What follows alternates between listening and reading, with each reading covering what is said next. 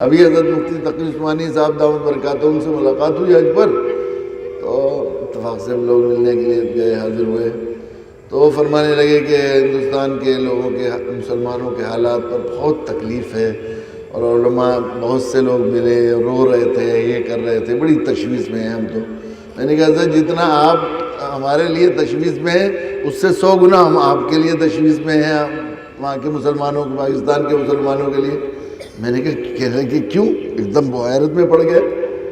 میں نے کہا حضرت ہمیں یہ خبر آ رہی ہے کافی دنوں سے اخبارات وغیرہ میں کہ چرم قربانی اکٹھی کرنے کے لیے مدرسے والوں کو ایک سرکاری اجازت نامے کی ضرورت ہوتی ہے، سرٹیفکیٹ لینا پڑے گا، اور جو مدرسے کے معتنی صاحب بغیر سرکاری اجازت نامے کے چرم قربانی اکٹھی کریں گے ان کو جیل میں جانا پڑے گا۔ پچھلے سال بھی کئی لوگ جیل میں چلے گئے تھے۔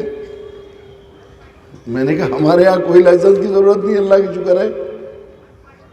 ابھی پچھلے دنوں آیا تھا کہ اثری تعلیم گاؤں میں پنجاب حکومت نے وہ کیا ہے کہ تبلیغی جماعت کے کام کی اجازت نہیں ہوگی۔ میں نے کہا حضرت یہ تھا، یہ سنا ہم نے، تو خود خبر پڑی۔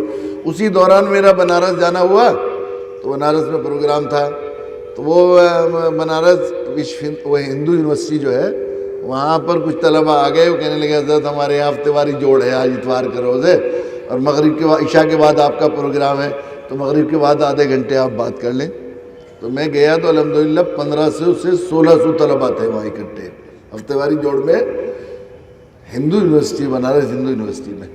میں نے کہا آپ کو فکر کی ضرورت نہیں، ہمیں آپ کی فکر ہے۔